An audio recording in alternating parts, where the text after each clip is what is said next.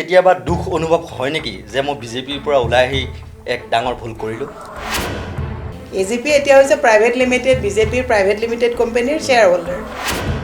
বিধানসভাত কাখন কেতিয়াও বাতিল কৰিব নোৱাৰে। ভাল কাম তিনিটা কওকচোন বিজেপিয়ে কৰা। মই কেতিয়াও কংগ্ৰেছক গালি পাৰি পেলাই বিজেপিক ভোট দি বুলি কোৱা নাই। মই আগতেই কৈছোঁ বাকী আৰু ফাঁকিৰ চৰকাৰ।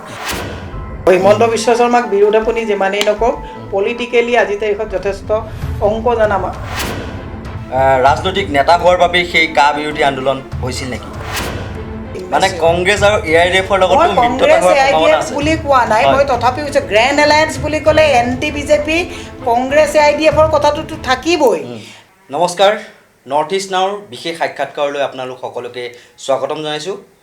আজি আমাৰ সৈতে আছে গতিকে হিমন্ত বিশ্ব শৰ্মাই যিখিনি কথা ক'বলৈ সাহস পাইছে তাৰ কাৰণে অৰিহণা আমি যোগাৰ কৰি দিছোঁ।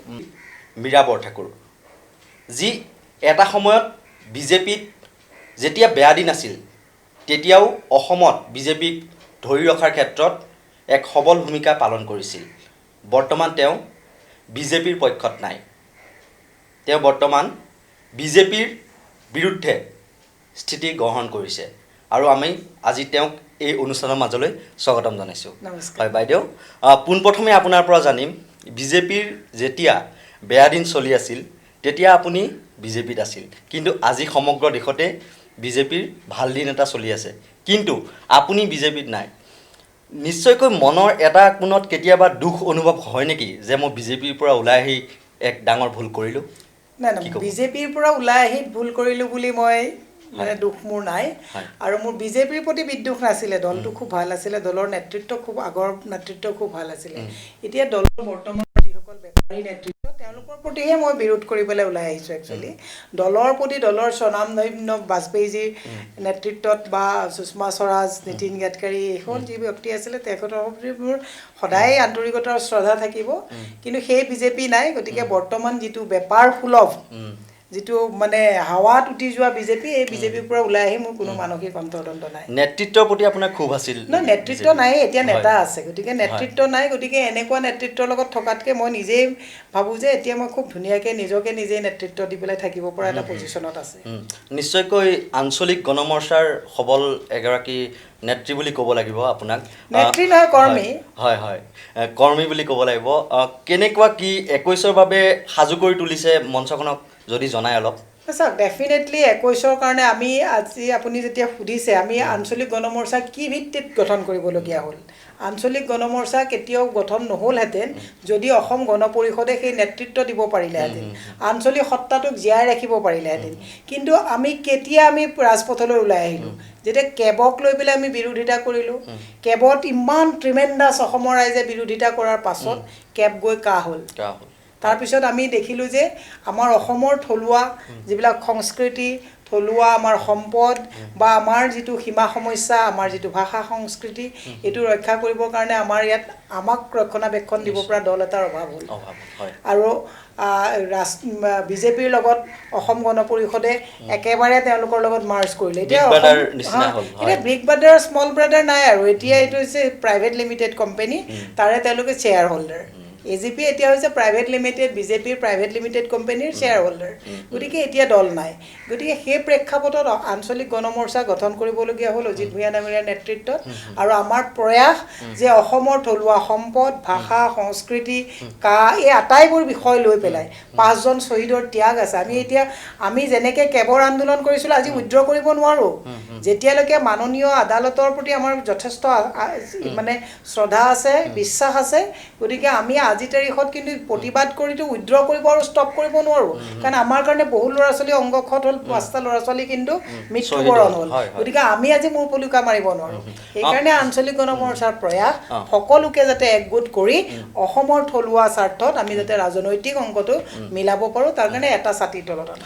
নিশ্চয়কৈ যিহেতু আপুনি কাৰ প্ৰসংগ উত্থাপন কৰিলে, কা বিৰোধী বহু নেতাই এতিয়া গেৰুৱা বসন পিন্ধিলে। আপোনাৰ সতীৰ্থ বুলি ক'ব লাগিব ৰেখাৰাণী দাস বড়ো, আৰু শেহতীয়াকৈ জোনমণি দেৱী খাউণ্ডে কা বিৰোধী যিসকল নেতা সেইসকলক সমালোচনাৰ লক্ষ্য কৰি লৈছে, আৰু তেওঁ কৈছে যে কা বাতিলেই যদি এই নতুন ৰাজনৈতিক দলৰ মূল উদ্দেশ্য হয় তেতিয়াহ'লে বিধানসভাত কাখন কেতিয়াও বাতিল কৰিব নোৱাৰে আৰু তাৰ বাবে চৰকাৰ গঠন কৰিও লাভ নাই বুলি তেওঁ মন্তব্য কৰিছে। আপুনি কি ক'ব? এসময়ত আপোনাৰ সতীৰ্থ আছিল, একে শাৰীতে বহি আপোনালোকে আন্দোলন কৰিছিল, কিন্তু আজি তেওঁলোকৰ স্থিতিক লৈ আপোনাৰ কি মত? চাওক, মই মানে মোৰ এটা মানে মটো আছিলে যে মই মানে মোৰ পলিটিকেল লাইফত মই সদায় মহিলাৰ পৰা বহুত আঘাত পাইছোঁ। গতিকে মই এটা ডিচিশ্যন লৈ থৈছিলোঁ যে মই কোনো মহিলাৰ কেতিয়াও মানে বিৰুদ্ধে নকওঁ, কোনো মহিলাৰ উত্তৰণত মই কেতিয়াও ঈৰ্ষা নকৰোঁ। গতিকে তেখেতে কিবা এটা সবলভাৱে কৈছে, গতিকে তেখেতক মই তেখেতৰ গণতন্ত্ৰত মানে চবৰে কোৱাৰ এটা বাক স্বাধীনতা আছে। ৰেখা ৰাণী দাসবৰুৱা বাইদেউৰ লগত আমি একেলগে ছিগনেচাৰ কৰি শদিয়াৰ পৰা ধুবুৰীলৈকে ঘূৰিছোঁ। জোনমণি দেৱী খাউণ্ডৰ লগত আমি দিল্লীত গৈ পেলাই ধৰ্ণালৈকে কৰিছোঁ। গতিকে আমি সকল প্ৰাপ্তবয়স্ক মানুহে কৰিছোঁ, আমি বাচ্চা ল'ৰা ছোৱালীয়ে প্ৰতিবাদ কৰা নাই কিন্তু। গতিকে ডেফিনেটলি কেবৰ পৰা কা নহ'বৰ কাৰণে আমি যিমানখিনি প্ৰতিবাদ কৰিছোঁ জানি শুনি কৰিছোঁ। আৰু তেখেতে যিটো কৈছে যে এইটো ষ্টেট পাৰ্টিয়ে কৰিব নোৱাৰে, কিন্তু মই ফৰ দ্য পাব্লিক ইনফৰ্মেশ্যন মই এটা কথা কৈছোঁ, যদি চৰকাৰখনে যদি কা বিৰোধ কৰোঁ বুলি ভাবে, যিকোনো এখন আইন যদি চৰকাৰখনে আন্তৰিকতাৰে বিৰোধ কৰোঁ বুলি ভাবে, চেণ্ট্ৰেল ছাবজেক্ট হ'লেও ষ্টেট গভৰ্ণমেণ্ট পাৰ্টি হৈ পেলাই তেওঁলোকে তাত কিন্তু এফিডেভিট দি পেলাই পাৰ্টি হৈ পেলাই তেওঁলোকে তাত এপিল কৰিব পাৰে। গতিকে মই জোনমণি দেৱী খাউণ্ড, ৰেখা ৰাণী বাইদেউ, যথেষ্ট ৰেখা ৰাণী বাইদেউ পলিটিকেলি যথেষ্ট অভিজ্ঞ নেত্ৰী, তেওঁলোকৰ উত্তৰণৰ আশা কৰিছোঁ। কিন্তু মই এটা কথা লগতে কৈ দিছোঁ যে মানে চবৰে এটা বাক স্বাধীনতা আছে, ক'ব পাৰে, কিন্তু আমি কৰা আন্দোলনখনক নস্যাৎ কৰিলে দুৰ্ভাগ্যজনক কথা হ'ব। আৰু জোনমণি দেৱী খাউণ্ডে কৈছে যে এতিয়া নিৰ্বাচন খেলিবৰ কাৰণেই আমিবিলাকে কৈছোঁ নেকি? আমিতো নিৰ্বাচন খেলাই নাই বা খেলা কথা অহাই নাই, কোৱাই নাই। তেওঁ ইতিমধ্যে নিৰ্বাচন খেলিছে, প্ৰতিদ্বন্দ্বিতা কৰিছে। আৰু ৰাজনৈতিক পথাৰত থকাটো প্ৰত্যেকজন মানুহৰ নিৰ্বাচন কেন্দ্ৰিক এটা সপোন থাকে। গতিকে মই তেওঁৰ উজ্জ্বল ভৱিষ্যত কামনা কৰিছোঁ। মানে এনেকুৱা এটাও চৰ্চা হৈছে, কেইদিনমান আগলৈকে কা বিৰোধ কৰি ৰাজপথ কঁপাই আছিল, তাৰপিছতে বিজেপিৰ পৰা এনেকুৱা কি টোপ পালে বুলি ভাবে আপুনি, যাৰ কাৰণে আকৌ পুনৰ বিজেপিলৈ কিছু সংখ্যক ঘূৰি গৈছে বা নতুনকৈ বিজেপিত অন্তৰ্ভুক্ত হৈছে? কিবা টোপ দিছে নেকি বিজেপিয়ে? কি ভাবে? চাওক, টোপ দিয়া কথাটো হৈছে, কেতিয়াবা আপুনি বৰশী লৈ পেলাই যদি পুখুৰীত বহুত মাছ থাকিলেও বৰশীত টোপ নিদিলে, তেনেকুৱা মাছো আছে। আপুনি ভাবে নেকি যে চব মাছক আপুনি বৰশীত তুলি আনিব পাৰিব?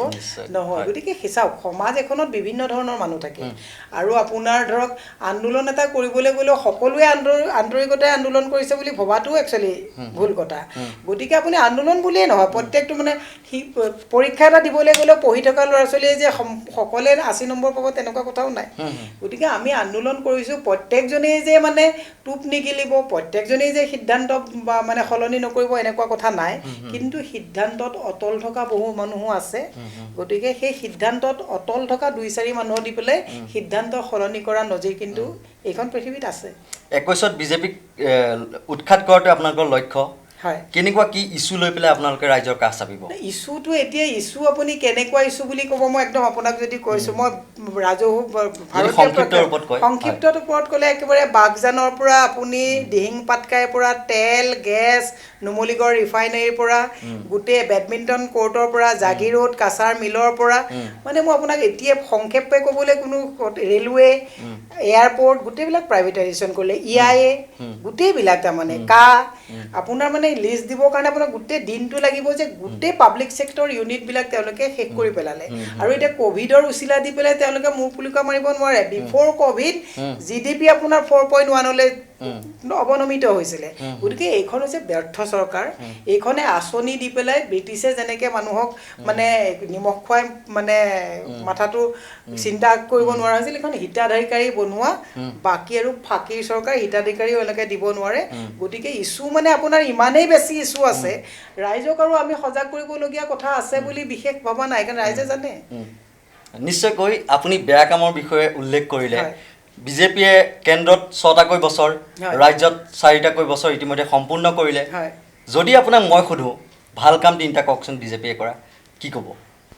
বিজেপিয়ে কৰা ভাল কাম 3টা আপুনি সুধিলে, এইটো মই আপোনাক আজি ক'বলৈ দিগদাৰ হ'ব, কাৰণ এগালমান বেয়া কাম কৰাৰ পাছত য'ত আমাৰ আনিলে, অসম চুক্তি বাতিল হ'ল, আপোনাক মই কৈ আছোঁ, আপুনি এতিয়া গম পাইছে নে নাপাইছে নাজানো, এই 6 নং দফা কমিটিটো যে দিল্লীলৈ পঠাইছো বুলি ক'লে পঠুৱাই নাই দিছপুৰতে আছে আপোনালোকে আজিহে কৈছে মই আগতেই কৈছোঁ বাকী আৰু ফাঁকিৰ চৰকাৰ কাৰণ আগৰ বাজেটবিলাকত বাকীত গ'ল এইটো কেগে কৈছে মই দিয়া এলিগেশ্যন নহয় কেগে কৈছে যে অবাস্তৱ আৰু এওঁলোকে ৭১,৩৮৫ কোটি টকাৰ মাত্ৰ ৩,২২১ কোটি টকাহে তেওঁলোকে যোৱা বাজেটৰ খৰচ কৰিব পাৰিলে আঁচনিৰ নামত গতিকে তাৰমানে ৭১,০০০ পৰা যদি ৩,০০০হে খৰচ কৰিলে তো বাকীৰ চৰকাৰ ফাঁকিৰ চৰকাৰটো মই কৈছোঁ কোনটো অসম চুক্তি আখৰে আখৰে পালন কৰিম বুলি কৈ ভিজন ডকুমেণ্টত লিখি এওঁলোকে অসম চুক্তিক নস্যাৎ কৰিলে অসম চুক্তিক নস্যাৎ কৰাৰ পাছত 6 নং দফাৰ কথা ক'ত আহিলে 6 নং দফাক লৈ এওঁলোকে যিটো ৰাজনীতি কৰিছে তাৰ আগতে আপুনি মোক সোধক যে 5 নং দফাটো অসম চুক্তি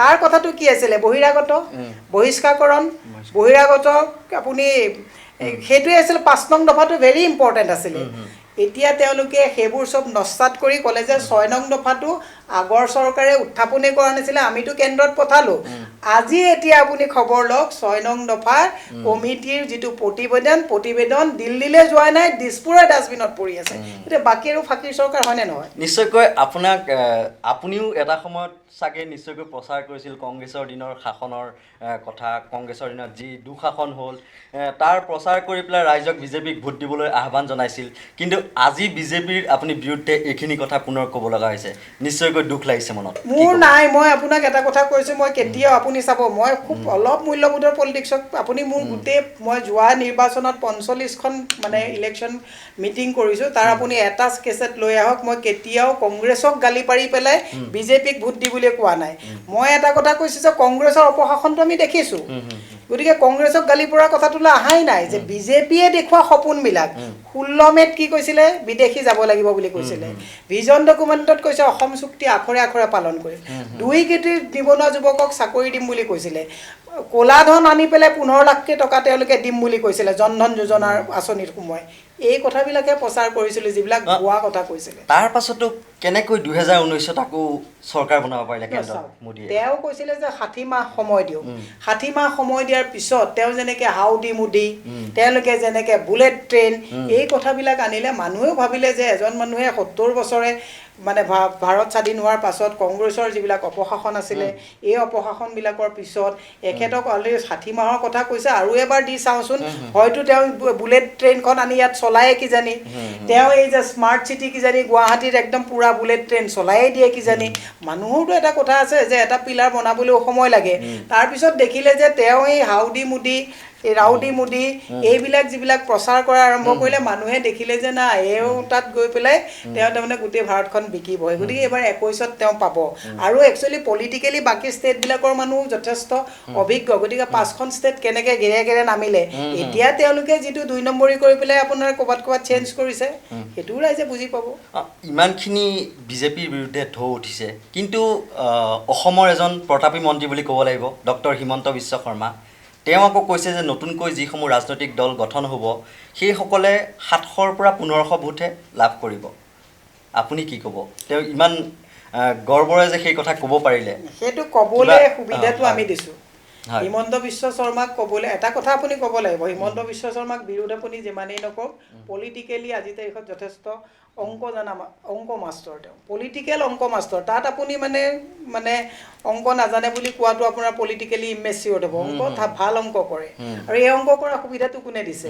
আজি আমি একে চিন্তা একে পন্থালৈ ৰাজপথত আন্দোলন কৰিছোঁ ৰাইট আমি আছোঁ AJYCP KMSS আমি যিমানবিলাক আছে আৰু এখন কোনেও বনোৱা কৰা আন্দোলন নাছিলে স্বতঃস্ফূৰ্ত অসমীয়া ৰাইজৰ আন্দোলন স্বাভিমানী ৰাইজ ইয়াত ওলাই আহিছিলে ৰাস্তাত তাৰপিছতো আজি আছোঁ AJYCP KMSS অজিত গণমৰ্চা অজিত ভূঞা ডাঙৰীয়াৰ গণমৰ্চা অৰূপ বৰবৰা আমি চব একেলগে ইউনাইটেড হ'ব পৰা নাই গতিকে হিমন্ত বিশ্ব শৰ্মাই যিখিনি কথা ক'বলৈ সাহস পাইছে তাৰ কাৰণে অৰিহণা আমি যোগাৰ কৰি দিছোঁ নিশ্চয়কৈ তেওঁ কোৱাৰ দৰে যদি সকলো একত্ৰিত নহয় 21ত সেই গতি হ'ব নেকি ইউনাইটেড নহ'লেতো সেইটোৱে হ'ব ইউনাইটেড নহ'লে চাওক আজি আপুনি মীৰা বৰঠাকুৰ বুলি যিমানেই ভকেল বল্ড নকওক ভকেল আৰু বল্ডত মানুহে ভোট নিদিয়ে নহয় ভোটটো দিব ইটছ এ মেথমেটিক্স পলিটিকেল কমফৰ্টটো থাকিব লাগিব মানুহৰ ইমান এতিয়া ঘৃণা ঈৰ্ষা মানে মানুহৰ মানে বিজেপিৰ প্ৰতি ইমান প্ৰতিবাদ বিৰোধ আছে গতিকে বিজেপি এণ্টি বিজেপি ভোটখিনি ক'ত যাব ষ্ট্ৰেংথত যাব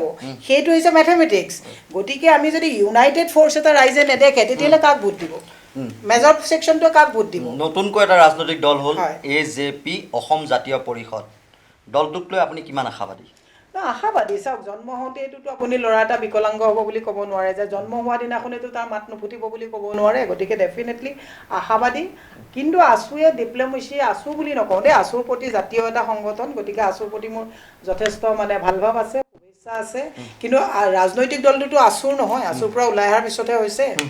গতিকে তেওঁলোকে ইমান ডিপ্ল'মেটিক হ'লে টাইম আমাৰ হাতত বহুত কম। গতিকে শুনক, পলিটিক্স হৈছে যে অপেন বস্তু এটা। তাৰ মেথেমেটিক্সটো কাৰ লগত আপুনি এলায়েন্স কৰিব, কি কৰিব, ইট ইজ এ মানে পলিটিকেল ছিক্ৰেট।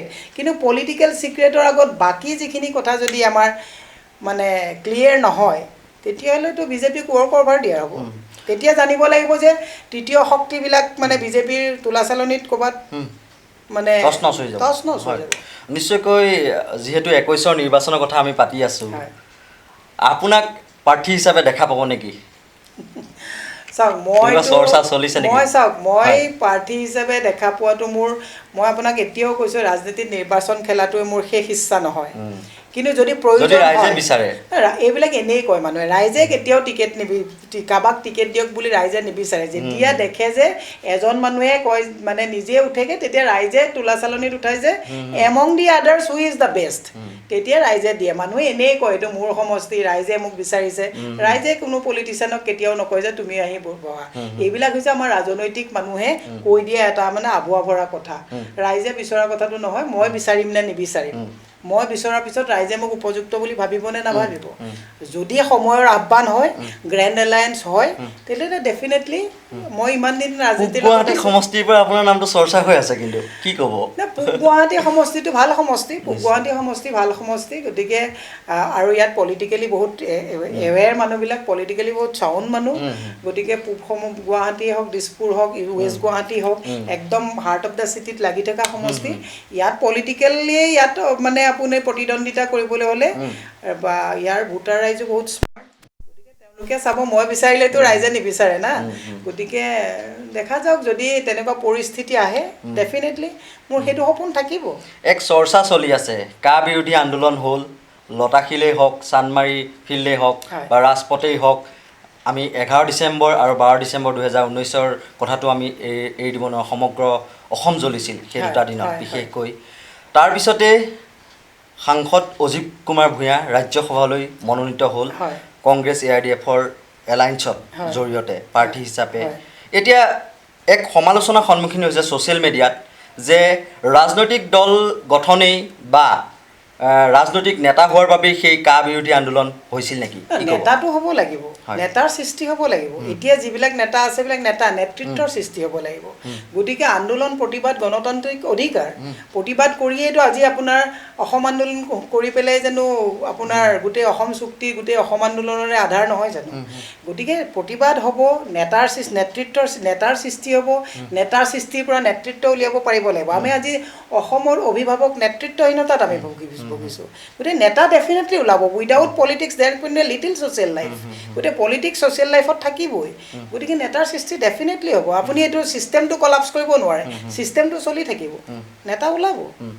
নিশ্চয়কৈ। আৰু এটা কথা সুধিছোঁ আপোনাক, 21ৰ নিৰ্বাচনৰ পূৰ্বে এটা চৰ্চা চলে অসমত, মুখ্যমন্ত্ৰী পদৰ প্ৰাৰ্থী যদি বিজেপি বিৰোধী বুলি কওঁ, লুৰিণজ্যোতি গগৈ, অখিল গগৈ, অজিত কুমাৰ ভূঞা, এই তিনিজনৰ ভিতৰত আপুনি কোন বেছিকৈ উপযুক্ত বুলি ভাবে? It is very premature question. এইটো এতিয়াই ক'ব হোৱা নাই, কাৰণ প্ৰথমতে হৈছে লুৰিণজ্যোতি গগৈ, অখিল গগৈ, অজিত ভূঞা এওঁলোক মুখ্যমন্ত্ৰী হ'ব নে নহ'ব নিৰ্ধাৰণ কৰাৰ আগত অখিল গগৈ, লুৰিণজ্যোতি গগৈ, অজিত ভূঞা ডাঙৰীয়াৰ নেতৃত্বত স্বচ্ছ হ'ব লাগিব যে গ্ৰেণ্ড এলায়েন্সটো তেওঁলোকে কিমান স্বচ্ছতাৰে কৰিব পাৰিব।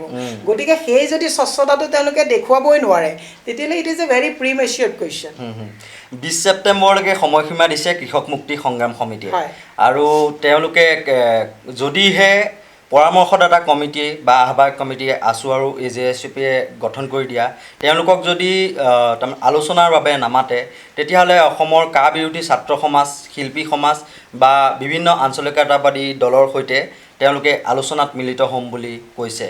যদি তেনেকুৱাই হয় কথাটো, আছুৰ ভোট বিভাজন, KMSSৰ ভোট তেনেকৈ যদি বিভাজন হয় একপক্ষ হৈ ভোট পাই যদি বিজেপিয়ে পুনৰ আকৌ যদি চৰকাৰ ডেফিনেটলি বিজেপিক ৱৰ্ক অভাৰ দিয়া হ'ব আৰু মই এটা কথা বুজা নাই কালি জন্ম হোৱা দল এটা কালি জন্ম হৈছে আজি আঞ্চলিক জনমৰ্চা কিন্তু কোনো ৰাজনৈতিক দল নহয় গতিকে আমি এতিয়াই ইমান মানে এইটোও হ'ব নালাগে যে আমি আমুকক মাতিম তামুকক নামাতিম তাৰমানে আপুনি সেই ষ্ট্ৰেংথটো আজি বিজেপিয়ে বা কংগ্ৰেছে ক'ব পাৰে যে আমি আমুকক মাতিম তামুকক নামাতিম আমাৰতো পলিটিকেল সেই ষ্ট্ৰেংথটো আজি তাৰিখত আছে বুলি ভবাটো মানে আপোনাৰ ভুল হ'ব গতিকে তেওঁলোকে কিয় বেছি দিন নাই সময় হাতত একেবাৰে তাকৰ আজি KMSSে আমাক সময়সীমা দিছে আছুৰ পৰা ওলাই অহা দলটোৱে আমাক মাতিব নে নামাতিব মানে আছুৰ পৰা ওলাই অহা দলটো ইমান বেছি ডাঙৰ দল হৈ গ'ল নেকি যে কাকো মাতিব নে নামাতিব আকৌ আমি একেটা ইছ্যু একে পন্থা একে চৰ্চা লৈ পেলাই কৰা প্ৰতিবাদটোত কিয় আকৌ আমাক ল'ব নল'ব বুলি কোনোতো অস্পৃশ্য নহয় ইয়াত আৰু আপোনাৰ এটা কথা মই ক্লিয়াৰ কৰি দিছোঁ যিটো ৰাষ্ট্ৰীয়তাবাদক নস্যাৎ কৰাৰ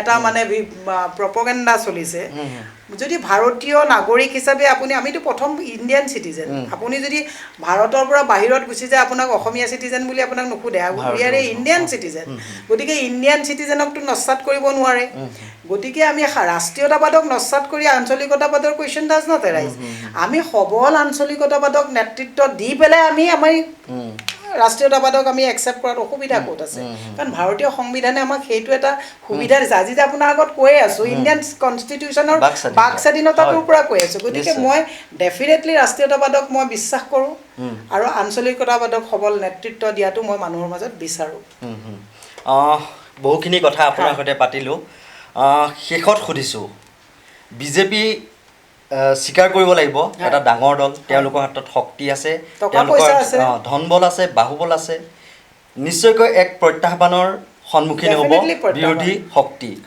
যদি প্ৰয়োজন হয় কংগ্ৰেছ AIDFৰ লগতো আপোনালোকৰ এই যি আঞ্চলিকতাবাদী গণমৰ্চা বা এখন মঞ্চ ৰাজনৈতিক মঞ্চত ৰাজনৈতিক দল হৈ উঠা নাই আছু কৃষক মুক্তি একেলগ হোৱাটো আপুনি বিচাৰিব নেকি শেষত সুধিছোঁ মই মানে শেষত এটা কথা ক'লোঁ কালি সাংবাদিক জিতুমণি বৰাই ডাঙৰীয়া এটা খুব ধুনীয়া কথা এটা লিখিছে অৰ্জুনৰ কথা এটা লিখিছে যে লক্ষ্যৰ উদ্দেশ্য আপোনাৰ লক্ষ্যৰ উদ্দেশ্য কি বিজেপি প্ৰতিহত কৰা লক্ষ্যৰ উদ্দেশ্যটো কি গোটেই ৰাজহুৱা সম্পদ বিকি ব্যক্তিগতকৰণ কৰি আদানী আম্বানীৰ ওচৰত ভাৰতবৰ্ষক নিলামত দিবৰ কাৰণে যিটো প্ৰচেষ্টা আমাৰ লক্ষ্য কি টু প্ৰটেক্ট ইণ্ডিয়া আমাৰ লক্ষ্য কি টু প্ৰটেক্ট আছাম আমাৰ লক্ষ্য কি আমাৰ ভাষা সাহিত্য সংস্কৃতি চাৰিসীমা EIA এই সকলোবিলাকক প্ৰটেক্ট কৰা হয়নে নহয় গোটেই বস্তুবিলাকক আমি ৰক্ষণাবেক্ষণ দিয়াটো আমাৰ লক্ষ্য যদি লক্ষ্যৰ উদ্দেশ্য আমাৰ ঠিক থাকে তেতিয়াহ'লে গ্ৰেণ্ড এলায়েন্স হ'লেও আমাৰ লক্ষ্য যদি সেই অৰ্জুনে যিটো চকুত হোৱাৰ সম্ভাৱনা আছে ডেফিনেটলি ইটছ এ মেথেমেটিক্স আপুনি নিৰ্বাচনী গোটেই কথাটোৱে হৈছে অংক আৰু যদি সেই অংকত আপুনি যাব নোৱাৰে তেতিয়াহ'লে জানিব লাগিব যে ইউ আৰ পলিটিকেলি ভেৰি মাছ মানে কংগ্ৰেছ আৰু AIDFৰ লগত কংগ্ৰেছ AIDF বুলি কোৱা নাই মই তথাপিও কৈছোঁ গ্ৰেণ্ড এলায়েন্স বুলি ক'লে এণ্টি বিজেপি কংগ্ৰেছ AIDFৰ কথাটোতো থাকিবই তাতে CPI CPM কংগ্ৰেছ AIDF যোনেই নাথাকক ভাৰতবৰ্ষখনক নিলাম কৰিব পৰা সময়খিনি আপুনি কংগ্ৰেছ AIDFৰ কথাটো কৈ আছে ভাৰতবৰ্ষই আপোনাৰ হাতত নাথাকিব আজি চীনাই আহি আপোনাৰ অসমত কোন ক'ত কি কৰি আছে চীনাই চকু দি থৈ গ'ল গোপন তথ্য লৈ গুচি গ'ল গতিকে আজি অৰুণাচললৈকে মানে অকুপাই কৰি ল'লে তাৰপিছত আপুনি এতিয়া কংগ্ৰেছে কি কৰিছে AIDFে কি কৰিছে চাই আছে আপোনাৰ ভেটিৰ ওপৰত চাইনাই চকু দিছে গতিকে ডেফিনেটলি গ্ৰেণ্ড এলায়েন্সত যাব লাগিব হয় হয় এয়া আছিল আঞ্চলিক গণমৰ্চাৰ এগৰাকী সবল নেত্ৰী মীৰা বৰঠাকুৰ আৰু এনেদৰে আমি বহুকেইগৰাকী সমাজৰ আগশাৰীৰ ব্যক্তিৰ সৈতে আমি কথা পাতি যাম পৰৱৰ্তী সময়ত আৰু যদি আমাৰ এনেদৰে ভিডিঅ'বিলাক আপোনালোকে পাব বিচাৰে ছাবস্ক্ৰাইব কৰক আমাৰ নৰ্থ ইষ্ট নাও ইউটিউব চেনেল আৰু লাইক কৰক নৰ্থ ইষ্ট নাও ভিডিঅ' ফেচবুক পেজ ধন্যবাদ